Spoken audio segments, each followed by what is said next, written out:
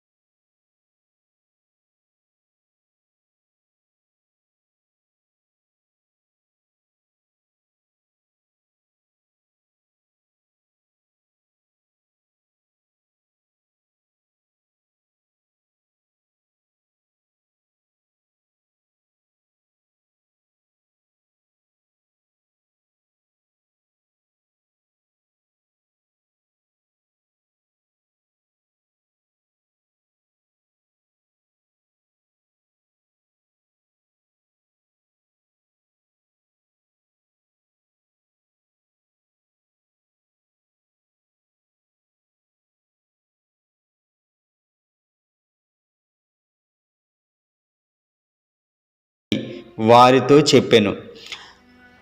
ఆ వెంటనే పరలోక సైన్య సమూహము ఆ దూతతో కూడా ఉండి, సర్వోన్నతమైన స్థలములో దేవునికి మహిమయు, ఆయనకిష్టులైన మనుషులకు భూమి మీద సమాధానమును కలుగునుగాక అని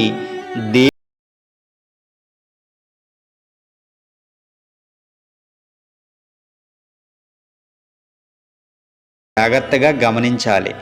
ఇదిగో, ప్రజలందరికీ కలగబో మహా సంతోషకరమైన శుభవార్త ఏమిటంటే, ఈరోజు రక్షకుడు మీ కొరకు పుట్టి ఉన్నాడని. దూత తమ యొద్ద నుండి పరలోకమునకు వెళ్ళిన తరువాత ఆ గొర్రెల కాపరులు జరిగిన కార్యములను ప్రభు మనకు తెలియజేయించి ఉన్నాడు. మనము బెత్లెహేమునకు వెళ్ళి చూతము రెండని ఒకనితోనొకడు చెప్పుకొని త్వరగా వెళ్ళి మరియను యోసేపును తొట్టిలో పడుకొని ఉన్న శిశువును చూచిరి. ఆ తరువాత వారు తమకు చెప్పబడిన మాటలను అంతటను ప్రకటన చేసిరి. గొర్రెల కాపరులు తమతో చెప్పిన సంగతులన్నీ విన్న వారందరూ మిక్కిలి ఆశ్చర్యపడిరి. అయితే గొర్రెల కాపరులు తమతో చెప్పబడగా విన్నవాటిని కన్నవాటిని గూర్చి దేవునిని మహిమపరచుచు స్తోత్రము చేయుచు తిరిగి వెళ్ళిరి. అయితే మరియ ఆ మాటలన్నిటినీ తన హృదయములో తలపోసుకొనుచు భద్రము చేసుకొనెను. రాజైన హేరోదు దినములలో యూదయ దేశపు బెత్లెహేములో యేసు పుట్టిన పిమ్మట తూర్పు దేశపు జ్ఞానులు యెరూషలేమునకు వచ్చి, యూదుల రాజుగా పుట్టినవాడు ఎక్కడనున్నాడు? తూర్పు దిక్కున మేము ఆయన నక్షత్రమును చూచి ఆయనను పూజింపవచ్చితమని చెప్పిరి. ఆ సంగతి విన్నప్పుడు హేరోదు రాజును అతనితో కూడా యెరూషలేము వారందరూ కలవరపడి, కాబట్టి రాజు ప్రధాన యాజకులను ప్రజల్లో నుండి శాస్త్రులు అందరినీ సమకూర్చి క్రీస్తు ఎక్కడ పుట్టునని వారిని అడిగాను. అందుకు వారు యూదయ బెత్లెహేములోనే అని చెప్పిరి. అంతటా రాజైన హేరోదు ఆ తూర్పు దేశపు జ్ఞానులను రహస్యముగా పిలిపించి ఆ నక్షత్రమును కనబడిన కాలము వారి చేత ఖచ్చితముగా తెలుసుకొని, మీరు వెళ్ళి ఆ శిశువు విషయమై విచారించి తెలుసుకొనమనగానే, నేనును వచ్చి ఆయనను పూజించినట్లు నాకు వర్తమానము తెండని చెప్పి వారిని బెత్లెహేములోనికి పంపెను.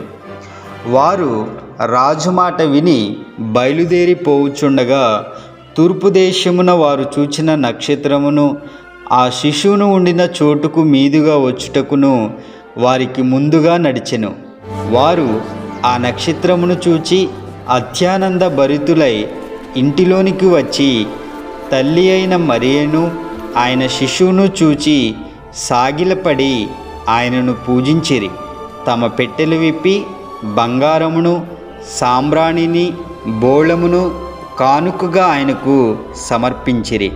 ఆ తర్వాత హేరోదు నొద్దకు వెళ్ళవద్దని స్వప్నమందు దేవుని చేత బోధింపబడిన వారై వారు మరి ఒక మార్గమున తమ దేశమునకు తిరిగి వెళ్ళిరి.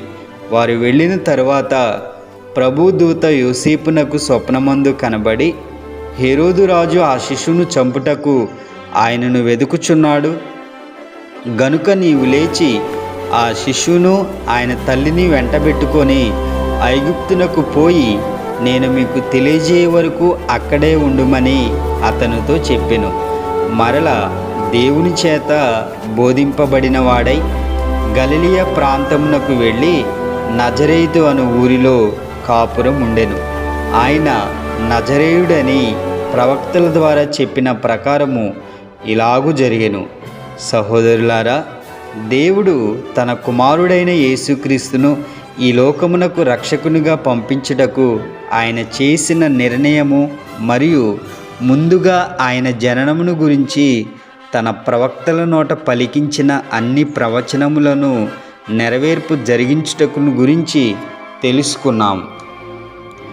అయితే దేవుడు తన కుమారుని ద్వారా మానవుని రక్షించి తనతో ఏకము చేసుకొనవలెనని ఆయనను కన్యక గర్భము ద్వారా పరిశుద్ధునిగా రక్షకునిగా ఈ లోకమునకు పంపి ఉన్నాడు.